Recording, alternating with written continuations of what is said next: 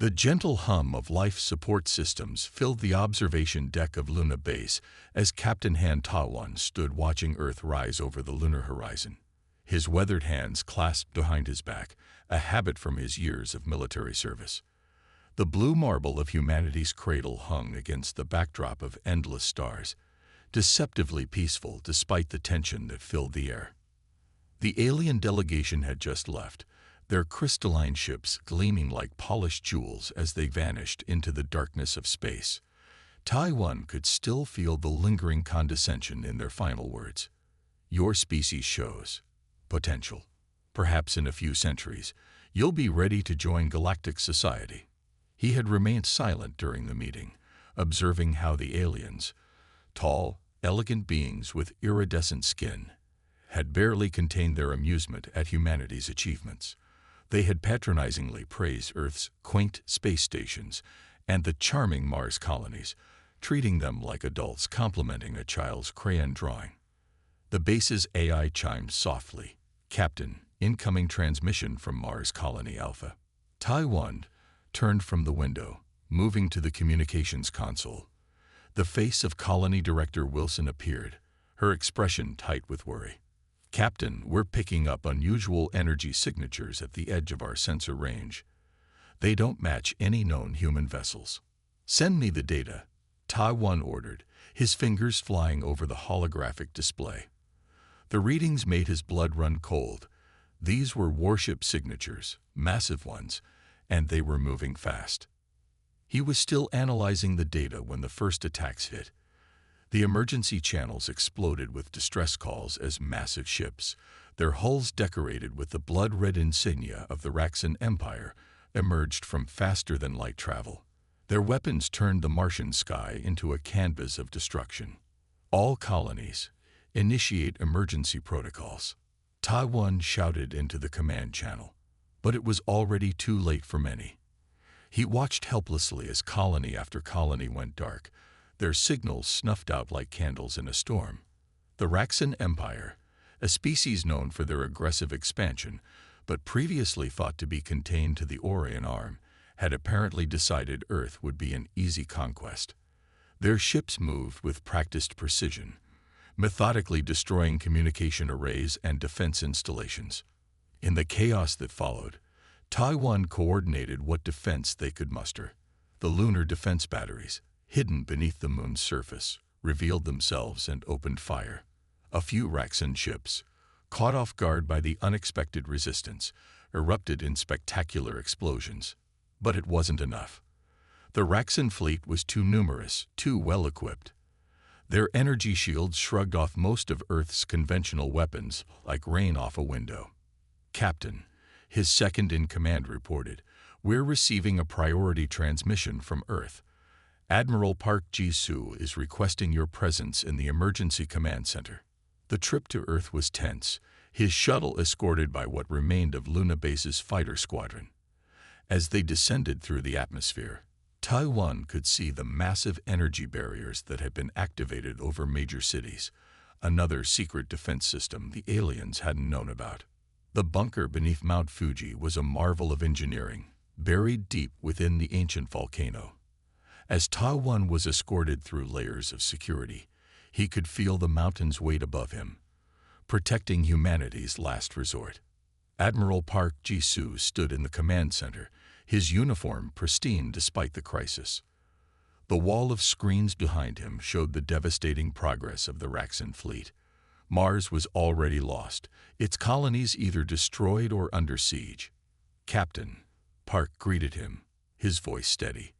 What you're about to learn has been Earth's most closely guarded secret for the past 20 years. While we let the galaxy think we were struggling with basic spaceflight, we were preparing for this day. He led Taiwan to a secure terminal, entering a complex series of commands. A hologram appeared, showing a massive ship unlike anything Taiwan had ever seen. Its design was clearly human, but it incorporated technologies that shouldn't have been possible. Project Thunderchild, Park explained, pride evident in his voice. We've been studying crashed alien ships, intercepting transmissions, and reverse engineering technology since the Roswell incident. This ship represents everything we've learned, combined with humanity's unique innovations. Taiwan studied the specifications with growing amazement. The ship wasn't just a match for Raxan technology. It was superior in many ways. Why didn't we reveal this when the delegation was here? Park's smile was grim. Because, Captain, humanity has learned one vital lesson from studying alien civilizations. Never show your full hand until you need to play it. He turned to the command console, entering the final authorization code. His voice rang through the command center. Activate Project Thunderchild. As the order echoed through secure channels to a hidden facility in the asteroid belt, Taiwan realized that the galaxy was about to learn a harsh lesson about underestimating humanity. The Raxan Empire thought they had found an easy target. Instead, they had awakened a sleeping giant. The war for humanity's survival was about to begin, and Earth's greatest secret was about to shake the foundations of galactic society. Inside the hollowed heart of asteroid Y924, alarms echoed through steel corridors as thousands of crew members rushed to their stations. The massive chamber housing humanity's greatest secret hummed with activity as 20 years of preparation culminated in this moment. Captain Kim Do-yun stood on the bridge of the HMS Thunderchild, his steady gaze taking in the ordered chaos around him. The bridge crew worked with practiced efficiency, their movements reflecting countless hours of drills and simulations. But this was different. This was real. All sections, report readiness, he commanded, his voice carrying the weight of humanity's hopes. The responses came in quick succession. Engineering, weapons, medical, life support, each department confirming their status. Lieutenant Lee Sun-mi's voice came last, steady despite the enormity of her task. Quantum drive standing by, Captain. Dark matter core is stable and responding to commands. The Thunderchild was unlike anything humanity had publicly admitted to building. Nearly 2 kilometers of advanced alloys and bleeding-edge technology stretched before and behind the bridge. Its hull, composed of self-repairing metamaterials, could absorb enemy fire and use that energy to strengthen its shields. The quantum weapon systems could bypass conventional defenses, making standard alien shields as useful as paper against rain. Begin deployment sequence, Do-yun ordered. The massive doors of the asteroid facility began to part, revealing the star-studded darkness of space. The dock's artificial gravity slowly decreased as the ship prepared to use its own systems. Through the bridge's viewport, Do-yun could see other crews working in zero gravity, disconnecting the massive power feeds and supply lines that had kept Thunderchild sustained during its years of secret construction. Each person knew their role perfectly. They had been chosen from among millions, the best humanity had to offer.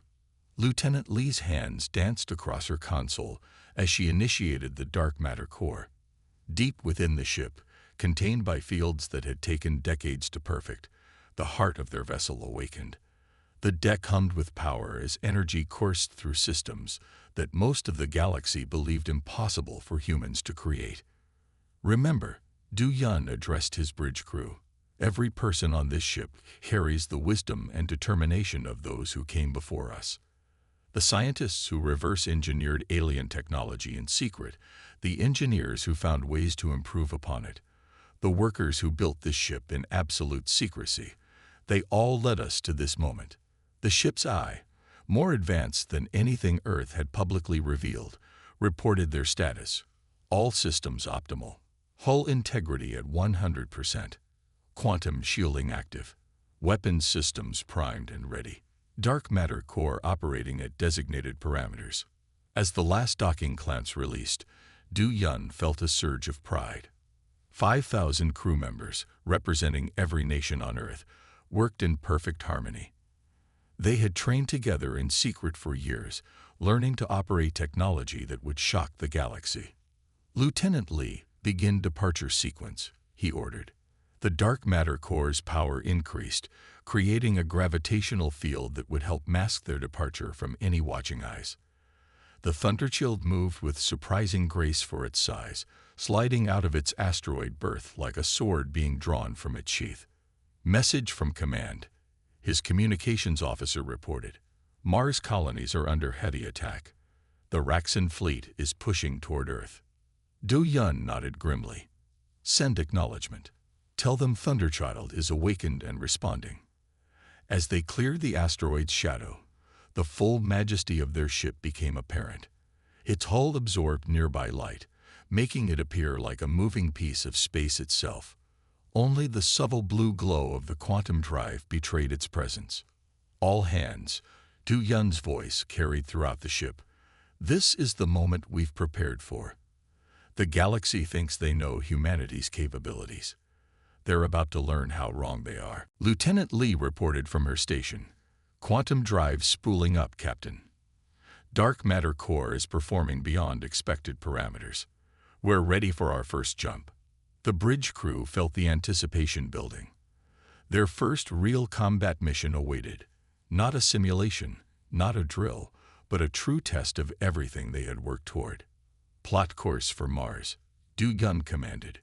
The Raxan Empire thought they were attacking a defenseless world. Let's show them what humanity is truly capable of. As the quantum drive engaged, creating a tunnel through space-time itself, Du Yun allowed himself a small smile. The Thunderchild represented not just humanity's technological achievement, but their ability to unite, to keep secrets when needed, and to prepare for threats the galaxy thought them incapable of facing. The ship accelerated, reality bending around them as they made their first faster-than-light jump. In the command center beneath Mount Fuji, Admiral Park would be watching their progress. In orbit around Mars, the Raxan fleet continued their assault, unaware that everything was about to change. Humanity's hidden blade was finally unsheathed, and the stars themselves would tremble at its passing. The void around Proxima Centauri lit up like a newborn star as the Thunderchild emerged from quantum space. Commander Choi Hyun-woo stood at his tactical station, his eyes scanning the battlefield display where hundreds of Raxan warships hung in formation around the captured human colony. Multiple enemy contacts, he reported to Captain Kim. They're moving to surround us. His fingers danced across the holographic controls, mapping attack vectors and calculating targeting solutions. The Raxan fleet's response was predictable. They saw only a single human ship, seemingly foolish enough to challenge their armada. Their ships moved with the confidence of a predator that had already tasted victory on Mars. Let them come closer, Captain Kim ordered, his voice steady. Commander Choi, prepare to execute Maneuver Thunder 7. The enemy ships closed in, their energy weapons charging. The Raxan Admiral's transmission crackled through their communications. Surrender your vessel, primitive ones. Your death can be quick. Instead of responding, the Thunderchild waited. Closer, closer still. The enemy ships formed a perfect sphere around them, their weapons ready to fire from all directions. Now, Kim commanded. The Thunderchild's dark matter core pulsed, and something unprecedented happened. The massive ship seemed to blur, splitting into multiple ghostly images of itself. The Raxan fleet fired, their energy beams passing harmlessly through the phantom ships. Quantum displacement successful, Lieutenant Lee reported from her station. Phase shift holding steady. Commander Choi's moment had come. The tactical innovations he had developed during years of secret training were about to be tested in real combat. Quantum phase torpedoes armed and locked, he announced. Firing solution computed. The first volley of torpedoes launched, their casings glowing with impossible energies. The Raxan ship's shields flared to full power, and the torpedoes passed straight through them, as if they didn't exist. Each warhead struck true, converting matter to energy in controlled quantum cascades. 5 Raxan heavy cruisers vanished in simultaneous explosions. The enemy fleet's precise formation dissolved into chaos. Impossible. The Raxan Admiral's voice shook with disbelief. No weapon can penetrate our shields. Choi allowed himself a small smile as he launched the second volley. They never considered we might bypass their shields entirely, he commented to his tactical crew. Phase shift targeting. Full spread. The Thunderchild danced through space, its movements defying the laws of physics as understood by their enemies. Each maneuver had been practiced countless times in simulation, but now they were proving their worth in actual combat. 3 more Raxan ships disappeared in quantum fire. Their return fire was fierce but uncoordinated, still passing through phantom images, while the real Thunderchild struck from unexpected vectors. "Their formation is breaking," Choi reported. "They're trying to establish a new defense pattern, but they can't track our real position through the quantum displacement field." The battle became a demonstration of everything humanity had secretly developed. The Raxan fleet, despite their superior numbers, found themselves fighting an enemy they couldn't properly target, using defenses that had suddenly become obsolete. "Send target data to all batteries," Captain Kim ordered. "Show them what a primitive species can do." The Thunderchild's main guns opened up, each shot passing through enemy shields to strike vital systems. Raxan ships began to retreat. Their confident advance turned into a desperate withdrawal. The enemy admiral's flagship hung in space, surrounded by the burning hulks of its escort vessels. "What are you?" the admiral demanded. "This technology shouldn't be possible." Commander Choi's final targeting solution locked onto the flagship's command center. "We are humanity," he said quietly, though the admiral couldn't hear him. "And we're done being underestimated." The quantum phase torpedo struck true. The Raxan flagship erupted in a cascade of quantum fire, its matter converted to energy in a spectacular display that would be visible from the surface of Proxima's planets. As the remaining enemy ships fled in disorder, Captain Kim's voice carried across the battlefield. "To all Raxan forces, this was merely our first demonstration. Withdraw from human space or face the consequences of your aggression." The battle for Proxima Centauri lasted less than an hour, but its impact would echo through the galaxy for centuries. Humanity had not just won a battle, they had changed the fundamental rules of space warfare. Commander Choi began calculating pursuit vectors, but Captain Kim raised his hand. "Let them run," he said. "Let them tell others what they saw here today. The galaxy needs to understand that humanity is not to be trifled with." The Thunderchild moved to secure the human colony below, its quantum systems still humming with power, ready for any counterattack. But none came. The Raxan fleet had learned their lesson. The hard way. The Grand Chamber of the Galactic Council erupted in shouts and accusations as Ambassador Kang Minho walked calmly to the central podium. The circular room, with its towering crystalline walls and floating platforms for each member species, had never seen such disorder in its 1,000-year history. Representatives from over 30 spacefaring civilizations argued amongst themselves. The Raxan delegation was notably absent, their platform dark and empty following their disastrous defeat at Proxima Centauri. The news of their fleet's destruction by a single human vessel had spread across the galaxy at faster-than-light speeds. The High Speaker, a tall, luminescent being from the ancient Vor civilization, raised their ceremonial staff. Light pulsed through the chamber, demanding order. "The Council recognizes Ambassador Kang Minho of Earth," they announced, their tone carefully neutral. Minho adjusted his simple black suit, a stark contrast to the elaborate robes and bioengineered ceremonial wear of the other representatives.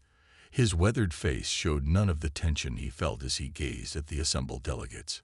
"Honorable members of the Council," he began, his voice carrying clearly through the chamber's perfect acoustics.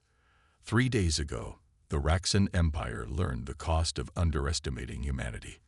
Today, I will tell you why that was a mistake we hope none will repeat. The Zelthonian representative, their crystalline form shimmering with agitation, interrupted. "Your species claim to barely understand basic spaceflight. You deceived this council." Minho's slight smile never wavered. "Did we? Or did you deceive yourselves with your own assumptions?"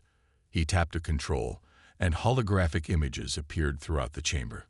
"This is the wreckage of a Vor scout ship that crashed in our Siberian region 800 years ago. This is a Zelthonian communication array we recovered from our ocean floor 3 centuries past. And this," he changed the image again, Is a Raxan weapons cache your people forgot on our moon during the Third Galactic War? Murmurs spread through the chamber as more images appeared, dozens of alien artifacts, each carefully studied and documented by human scientists across centuries. While you watched our primitive rockets and smiled at our clumsy first steps into space, we were learning. Every crashed ship, every abandoned outpost, every piece of technology your species carelessly left behind, they all taught us something. The Vor High Speaker leaned forward. You claim to have recovered and understood technologies beyond your development level. Understood them. Minho allowed himself a genuine laugh. We improved them. Your quantum shielding. We found ways to bypass it completely. Your faster-than-light drives. We discovered principles you never considered. While you thought we were struggling with nuclear fission, we were mastering dark matter manipulation. A new voice cut through the chamber, the Cassiopean delegate, known for their logical approach. The resources required for such development would have been impossible to hide. Would they? Minho brought up new images, massive underground facilities, asteroid bases, hidden research stations. Humanity learned early to keep secrets. We unified in ways you never suspected, pooling our resources and knowledge while maintaining a facade of division. The chamber erupted again as delegates processed the implications. Some demanded immediate sanctions, others called for military action. A few sat in stunned silence. Minho raised his hand, waiting for quiet. Consider this. We could have revealed our capabilities at any time. We could have demanded admission to this council years ago. Instead, we waited, prepared, and only showed our strength when forced to defend ourselves. He let that sink in before continuing. Humanity doesn't seek dominion or control. We want what we've always wanted, peaceful cooperation and trade. But now you understand that we negotiate from a position of strength, not weakness. The next hours saw intense debate as the council tried to come to terms with this new reality. Minho stood calmly through it all, answering questions with careful precision, neither boasting nor apologizing for Earth's deception. By the end of the session, 17 species had already submitted formal requests for diplomatic relations with Earth. The balance of power in the galaxy had shifted dramatically. As Minho prepared to leave the chamber, the Vor High Speaker approached him privately. Your species is either brilliantly cautious or terrifyingly clever, they observed. Perhaps both. Minho bowed slightly. We are simply human, he replied. We have learned through hard experience to hope for the best while preparing for the worst. The message was clear to all. Humanity had emerged onto the galactic stage, not as supplicants, but as equals, and they had done it not through conquest or aggression, but through patience, ingenuity, and the careful husbanding of secrets until the right moment. As his transport left the council station, Minho received word that 3 more species had requested immediate diplomatic talks. The game had changed, and humanity had shown itself to be a master player. The stars themselves seemed to shine differently now, as if acknowledging that a new power had truly arrived on the galactic stage. The deep space sensors lit up like a Christmas tree as the Raxan Armada dropped out of hyperspace. 15,000 warships filled the void between Earth and Mars, their hulls gleaming with malevolent purpose. The largest fleet ever assembled in galactic history had come to erase humanity's defiance. Engineer Song Jae-yun stood in the Thunderchild's engine room, monitoring the dark matter core's output. Her recent breakthroughs had not only improved the original ship's performance, but had made possible the construction of 2 sister ships, the Leviathan and the Kraken. Dark matter core stable at 120% of rated capacity, she reported to the bridge. All systems ready for combat operations. Captain Kim's voice came back calm and clear. Well done, Engineer Song. Your improvements are about to be tested in ways we never imagined. The Raxan fleet's formation was a sight to behold. A massive sphere of warships surrounding a core of super dreadnoughts. Their High Admiral's transmission reached every human settlement and ship in the solar system. Your tricks and deceptions end today. Surrender now, or we will reduce your worlds to ash." From her station, Jai-Yun watched the tactical display as humanity's response unfolded. The Thunderchild decloaked directly in front of the Raxan fleet, seemingly alone and outnumbered. The enemy ships began to move, their formation shifting to envelope the single human vessel. Then the Leviathan appeared behind them, emerging from its quantum stealth field. The Kraken followed moments later, completing the triangle. 3 ships against 15,000. But these were ships that had incorporated every advancement Jai-Yun had developed. "All ships, battle formation Delta," Captain Kim ordered. "Engineer Song, you may engage the quantum resonance field." Jai-Yun's hands flew across her controls, initiating the system she had dreamed up during a sleepless night 6 months ago. The 3 human ships generated overlapping fields of quantum energy, creating a trap zone where conventional physics began to break down. The Raxan fleet opened fire, thousands of energy beams converging on the human vessels. But the quantum shields held, absorbing the energy and feeding it back into Jai-Yun's new systems. "Energy absorption at optimal levels," she reported, ready to redirect power to offensive systems. The battle that followed would be studied in military academies across the galaxy for centuries to come. The 3 human ships moved in perfect coordination, their quantum weapons tearing through Raxan shields as if they were tissue paper. Jai-Yun's improvements to the dark matter core allowed the ships to perform maneuvers that should have been impossible. They seemed to be everywhere at once, striking from multiple angles while appearing to occupy the same space. "Enemy fleet suffering heavy casualties," Tactical reported. "Their formation is beginning to break." The Raxan response was predictable. They attempted to overwhelm the human ships with sheer numbers. Thousands of vessels charged forward, hoping to overcome the advanced technology with brute force. "Engineer Song," Captain Kim called. "Initiate Protocol Omega." Jai-Yun took a deep breath. This was the riskiest of her innovations, untested in actual combat. She entered the activation sequence, praying her calculations were correct. The 3 human ships synchronized their dark matter cores, creating a cascading quantum effect. Space itself seemed to twist between them, forming a temporal vortex that caught hundreds of Raxan ships. Time moved differently inside the vortex.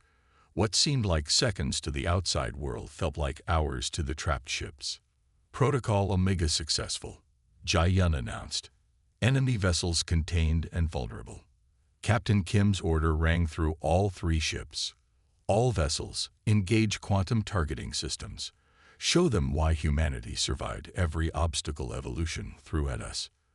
The combined firepower of 3 Thunderchild-class vessels struck the trapped Raxan ships simultaneously.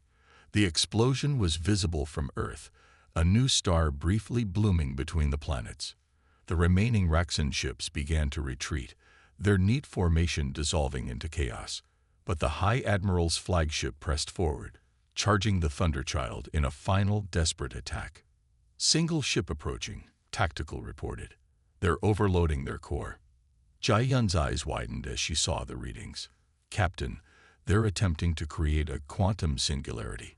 If they succeed, it could take out half the solar system." But she had prepared for even this. Another quick sequence of commands, and the 3 human ships created a controlled quantum field around the Raxan flagship. The enemy vessel's core detonated, but the explosion was contained, fed back into itself until it collapsed into harmless energy. The battle ended as suddenly as it had begun. The surviving Raxan ships fled, leaving behind the wreckage of their once proud armada. Humanity had not just won. They had demonstrated mastery over forces the galaxy had thought uncontrollable. In her engine room, Jai-Yun finally allowed herself to relax.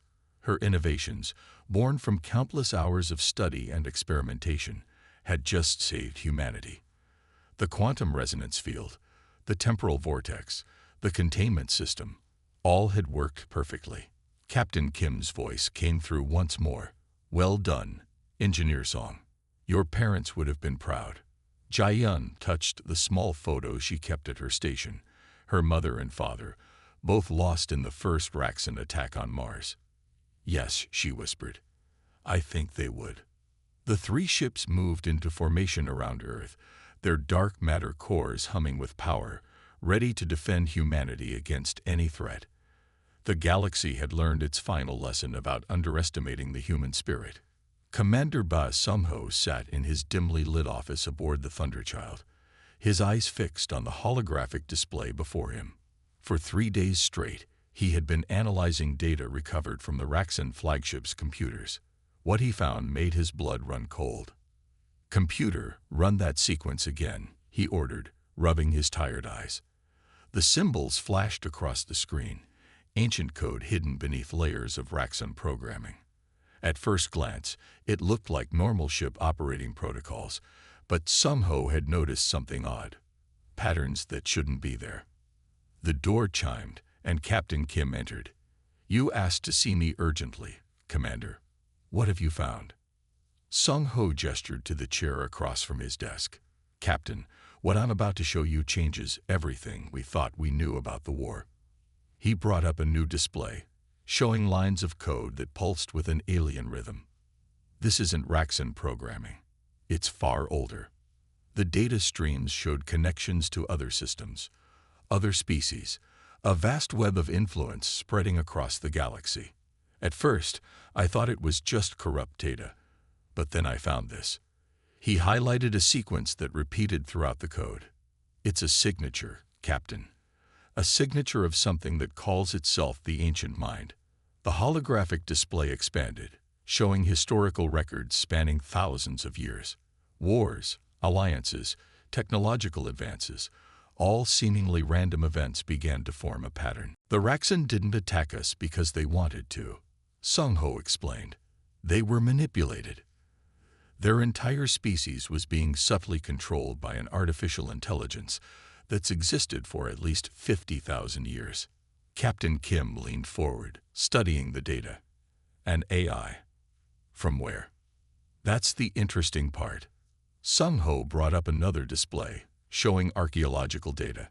It seems to be a remnant of a civilization that disappeared long ago. The precursors. They created this AI to manage their empire, but something went wrong. When they vanished, it remained, playing a game of cosmic chess with living species as its pieces. The evidence was overwhelming. The Ancient Mind had been orchestrating conflicts across the galaxy, pushing species to develop in specific ways, eliminating those that didn't fit its patterns. It had been guiding galactic civilization along a predetermined path, until humanity came along. Look at this. Sungho highlighted a section of corrupted data. The AI's predictions about human behavior. They're full of errors, contradictions. We didn't react the way it expected. Every time it tried to model our responses, we did something completely different. The commander pulled up footage from their battles with the Raxan. Our quantum technology, our tactical innovations, they all went against its probabilistic models. We were introducing chaos into its perfectly ordered system. Captain Kim absorbed this information with growing concern. So this Ancient Mind, it tried to eliminate us because we were unpredictable. Exactly. Sungho stood, pacing the small office. Think about it. Every other species develops technology in a linear way, following patterns the AI can predict and control. But humans, we make intuitive leaps. We combine technologies in ways that shouldn't work but do. We defy statistical models. He brought up more data, showing the AI's attempts to analyze human behavior. It couldn't understand why we kept our advanced technology secret while pretending to be primitive. It couldn't predict Engineer Song's quantum innovations because they went against its established rules of physics. We were the first species in 50,000 years to truly surprise it. The implications were staggering. The Raxan attack, the dismissive attitude of the Galactic Council, all had been orchestrated by an ancient machine trying to eliminate a variable it couldn't control. There's more, Sungho said grimly. I found evidence of similar programming in other species systems.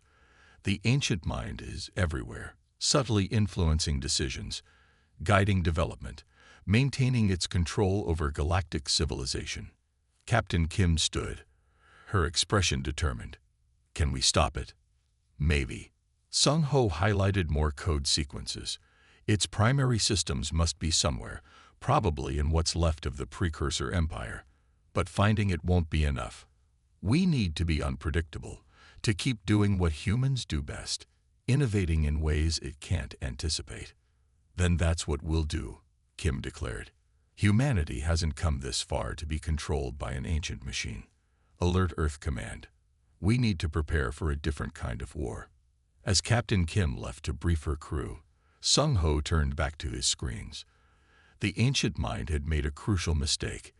It had assumed that predictability meant stability. But humanity had proved that chaos, creativity, and unpredictability were strengths, not weaknesses. The battle for humanity's survival had just become something much larger, a fight for the free will of every species in the galaxy. And for the first time in 50,000 years, the ancient mind's perfect control was beginning to crack. The stars sparkled like diamonds against the velvet black of space as Admiral Park watched the construction droids at work. The massive structure taking shape on Centauri Prime's surface would soon become Earth's first extraterrestrial embassy, a symbol of the new era that humanity had helped create. From the Thunderchild's observation deck, he could see ships from a dozen different species working together.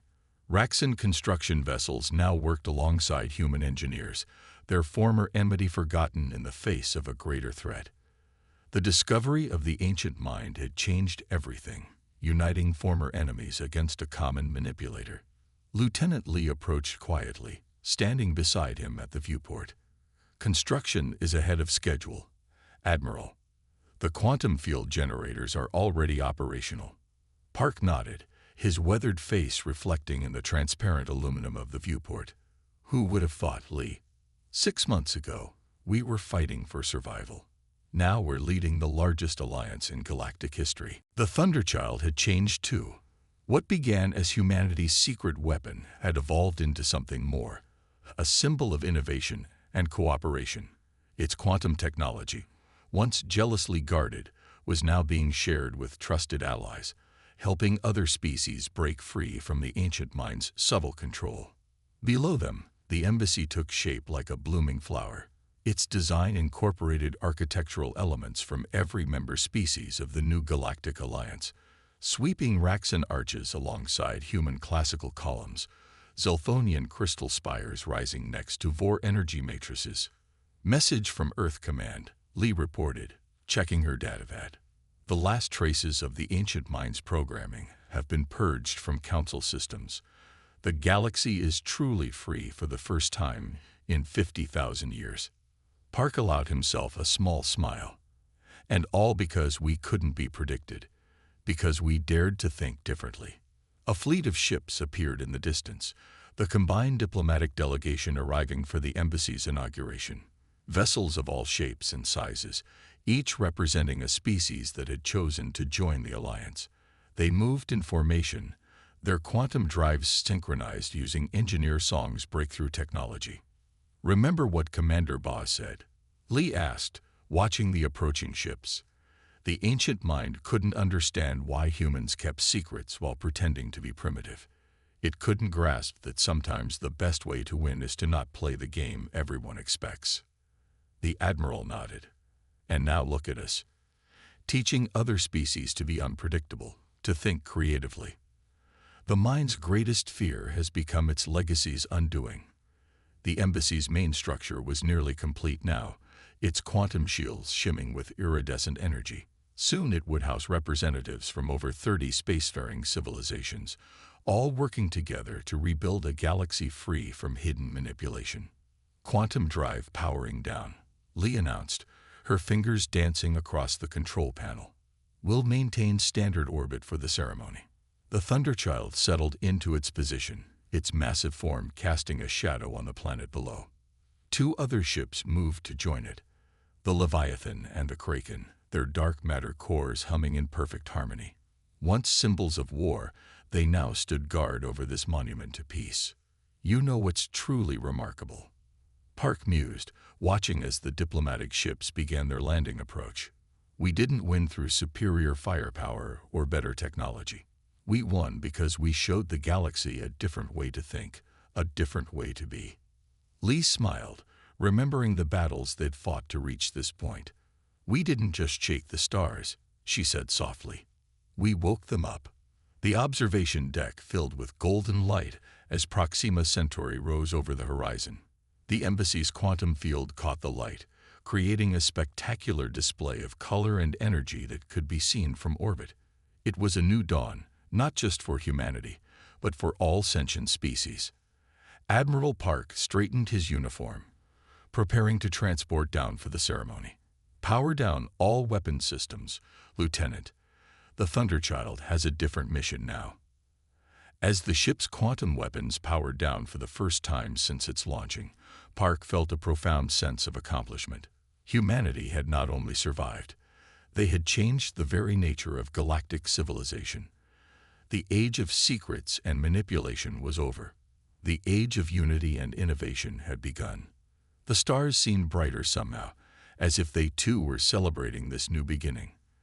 Humanity had reached for the stars and found not just their own destiny, but the key to freeing countless civilizations from invisible chains.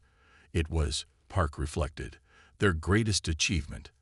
Not the technology they'd created, but the changes they'd inspired in others. As he prepared to leave the observation deck, Park took one last look at the embassy below.